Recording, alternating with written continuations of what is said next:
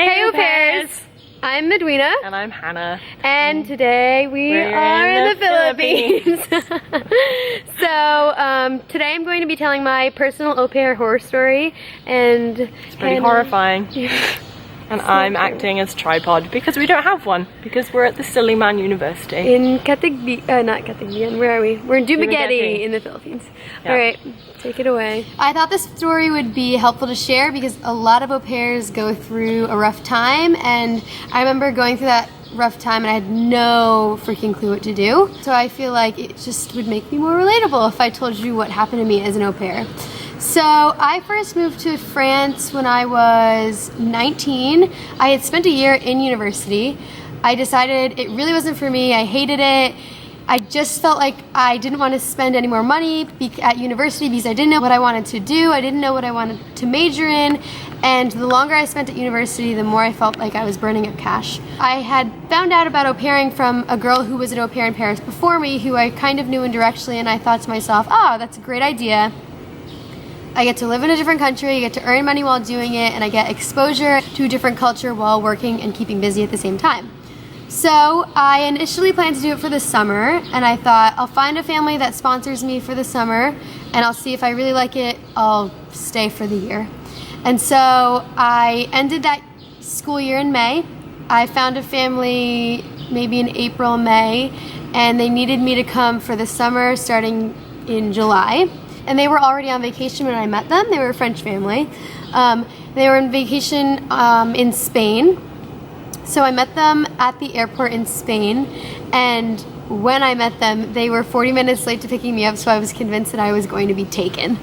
And I was like, standing at the airport like, what do? I don't know what to do. I've never been out of the US before. I don't know how to use I think I tried to use a payphone at one point.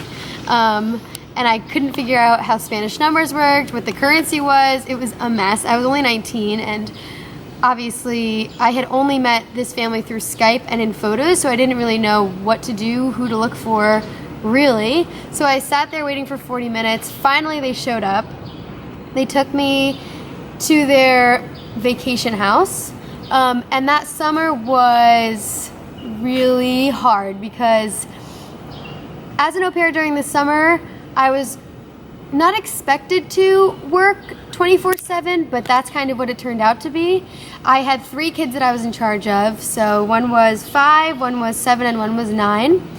And they were lovely kids, but I would say that the family dynamic was really rough for me because I didn't have any nanny experience beforehand. I was 19, I didn't know how to really stick up for myself, so I didn't know how to negotiate when off hours were, when on working hours were. And so what ended up happening was that my host mom, who was studying to be a lawyer, she was busy all the time in the house, didn't really want to be distracted by the kids. The dad was always working in Paris, so he wasn't on vacation with us most of the time. There was also another butler, another nanny, and a couple of house cleaners. So there was no sense of authority amongst these kids, so I was in charge of keeping the kids busy all the time, which was really exhausting. Coming up with new games to play, teaching them English, and figuring out how to keep them busy and out of the mom's office all day, every day is so hard. And the way that me and my host mom had negotiated my contract was that if I ever needed a day off, I should just ask for it. But obviously if you're 19 years old and kind of having this dynamic of being part of the family but also working for them, it was weird to know when to have my day off because I didn't want to ask for a day off and seem really lazy and seem like I was hating my experience. I wanted them to like me as well, so I wanted to work hard and show my best face. So I asked for a day off every 10 days. So having a summer where you only have a day off every couple days and you're working in the family's house became extremely exhausting. As you can imagine. We also, after a month in Spain, we spent a week in the countryside in France, and then we spent another month in Morocco, so I was again distracted with all the beautiful things that I was seeing and being exposed to. But at the end of the summer, I was exhausted. The whole period where it was really a cool new experience, that wore off quite quickly.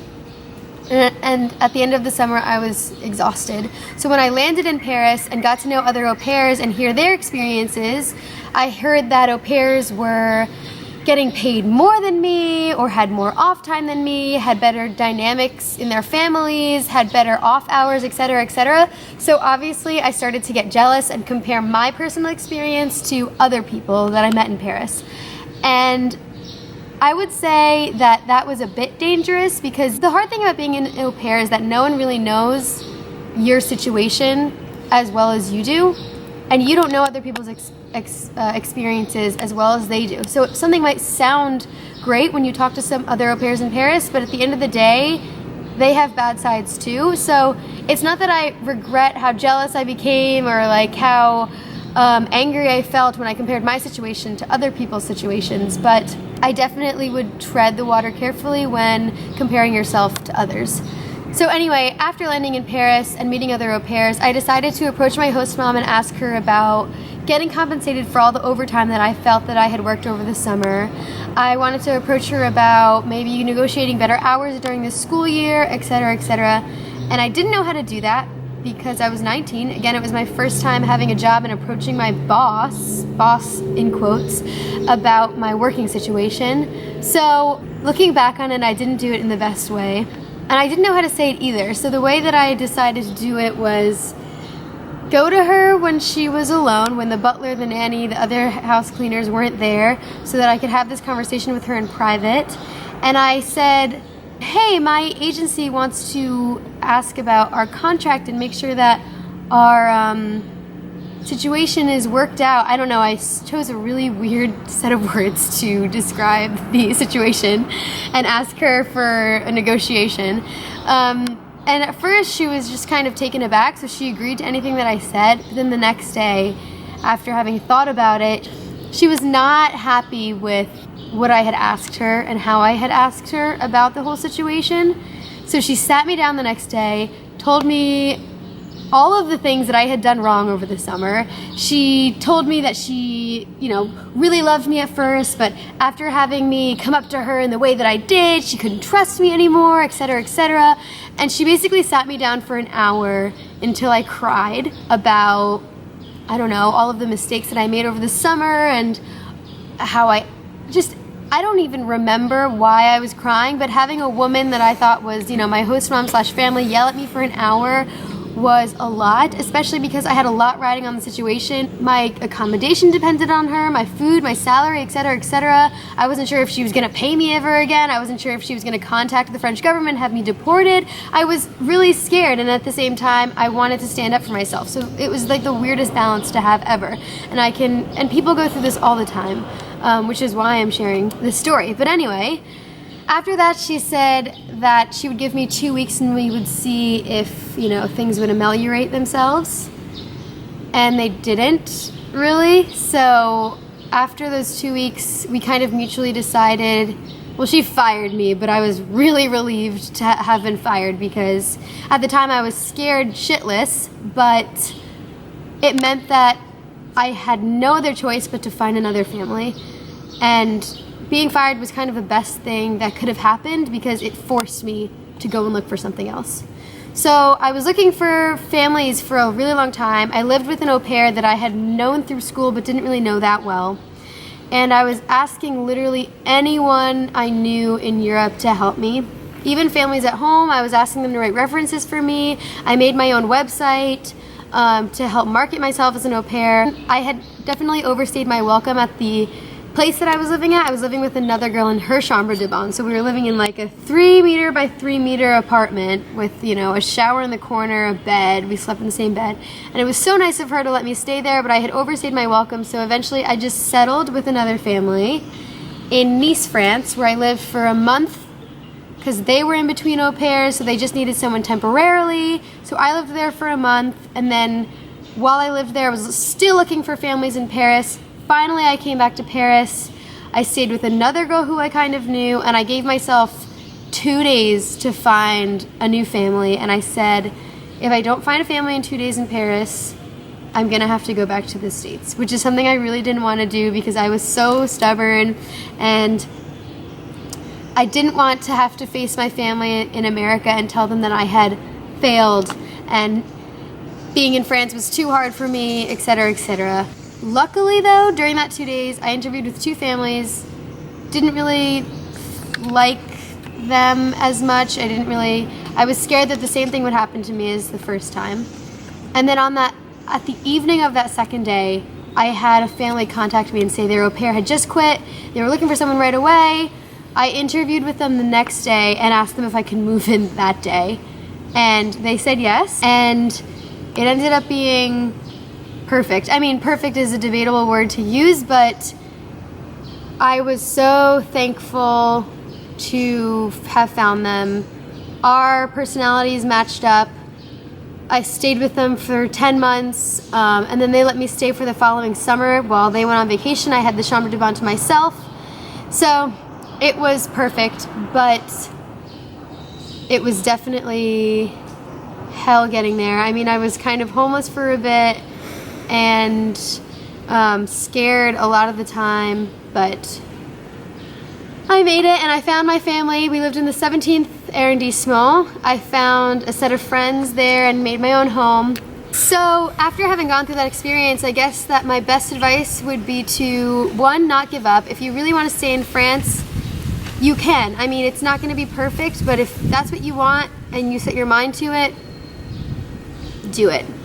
Use all of the resources that you can. Use friends, people that you just met. Use family. Use people that you met, you know, in a park one time. I don't know. But sometimes when you're desperate and if you really want to be there, you have to use all of your resources.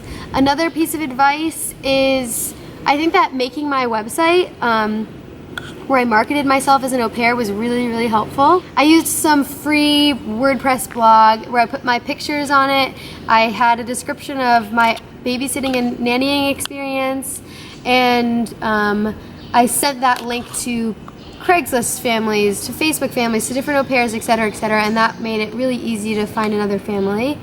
And I think the biggest piece of advice is stick up for yourself. And don't be afraid to ask for a day off or to ask for better working conditions. And I think my biggest regret, if I want to even use that word, no regrets, because it was a great experience regardless, but I wish that maybe I had worded my negotiating of contract better to my first host mom, because maybe then she would have reacted nicer. If you are struggling with your family dynamic, as hard as it is, say that. Don't try to make it a flowery, my contract needs to be, you know, renegotiated, or my agency is asking questions. Take responsibility and ask them how you can deal with the kids better, discipline the kids better, work on your family dynamic better, etc., etc. Be an adult about it and ask them straight up, and I think that's the best thing that you can do to help your situation before you go out looking for a new host family. And I wish I had done that. So yeah, if you have an au pair horror story or an au pair dream story, share it in the comments below. We definitely want to hear all of the stories that we can. If you have advice that you can give to au pairs, also share that. Please subscribe, comment below, like our videos, and send us an email with your personal experience. That's all for